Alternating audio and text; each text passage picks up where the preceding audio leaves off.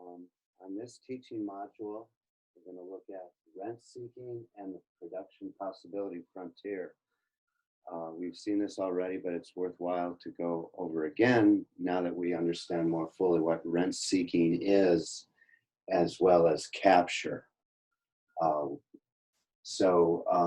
Under the idea of rent seeking, we've created our Keynesian ideal type for pedagogical arguments, juxtaposed with our Hayekian ideal type. Here's the Keynesian equation for measuring the macroeconomy, where all the variables are treated the same in aggregate demand.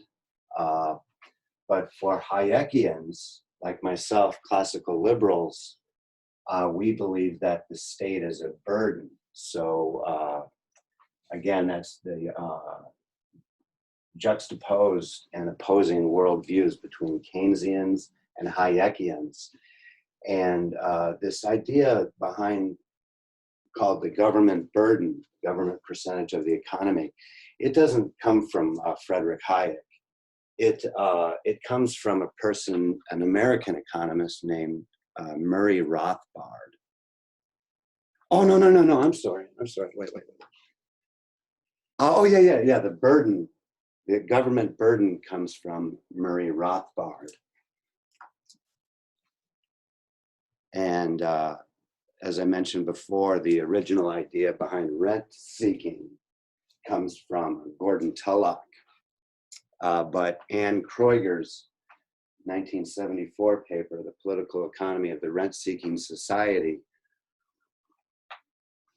in the American Economic Review in 1974,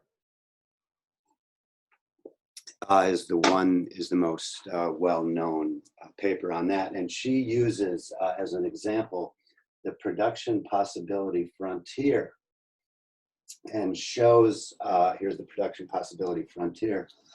And so when you have perfect competition or perfect factor mobility, when you don't have any intervention, government intervention, perfect competition, all factors of production are able to seek their highest return.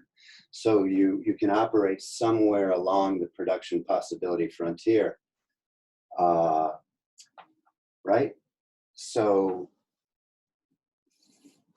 for Kroeger, when you have rent seeking, which prevents free trade in particular, was Kroeger's example.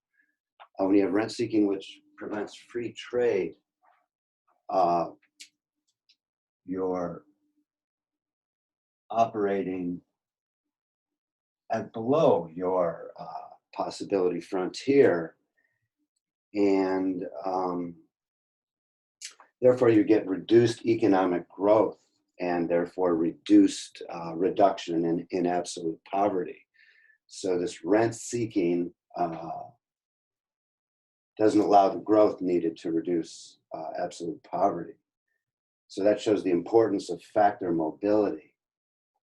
And we mentioned in class, and I'll mention again, that in the Federalist versus Anti-Federalist argument, the Anti-Federalists didn't want to turn over to the federal state the right to put on trade barriers. But the Northern industrialists wanted trade barriers, and in return gave the Southern slave holders 1.6 votes. So within the first week of the first US Congress meeting, there were more than 20 special interest groups lobbying, rent seeking for trade protection.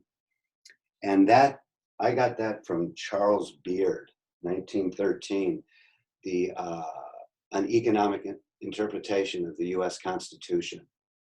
Charles Beard's book is where I learned that 20 special interest groups within the first week of the first Congress meeting sought protection interest. Special positive rights under the rule of law. And then, so what happens is, so now because we don't have free trade in manufactured goods and agricultural goods, as we discussed on the political economy of the post-Bretton Woods, you get vested interests. So these vested interests are getting above normal profits due to the protection provided by the positive rights. So those vested interests don't want to see the freeing up of the market. So they then capture the economy. Seen this, capture the economy, how the powerful enrich themselves, slow down growth, and increase inequality. And we've looked at one of the memes or memes or images that people have created to describe the wealthy, especially this came up during the Occupy Wall Street movement. You call the wealthy the 1%. So Rothwell in the New York Times has an article on November 24th, 2017 about the 1%.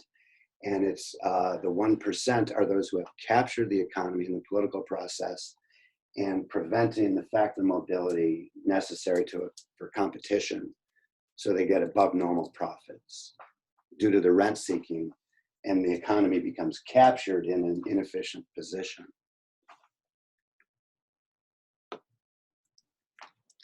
So of course, the way to get back to the production possibility frontier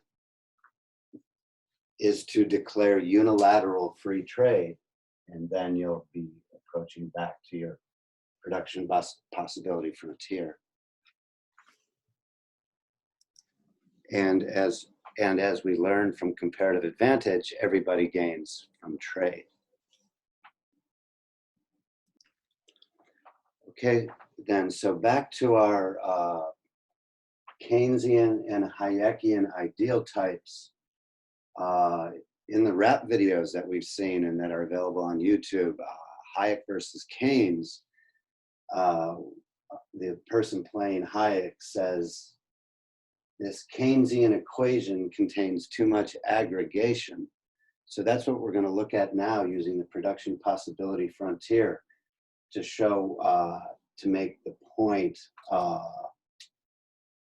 that it does matter if you're prioritizing consumption, government spending, or investment, rather than treating them all the same in the economy. It loses the incentives, how incentives matter. Entrepreneurial talent creates the creative destruction. So let's show that. So the idea is to, when we know this from the importance of economic freedom, is to create an environment where you have investment. So we can look at government spending versus investment. So if a society is prioritizing government spending over economic freedom, the economy will grow like this. So we start, 2020 is our starting point. So let's say, this would be 2021.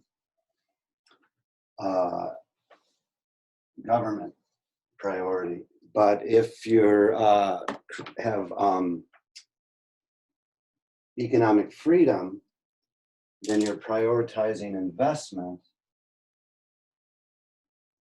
So the economy will grow like this, 2021, prioritizing investment. So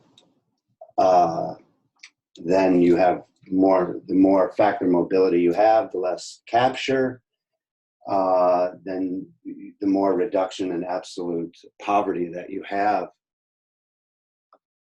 And then the last point on that, same thing applies to consumption.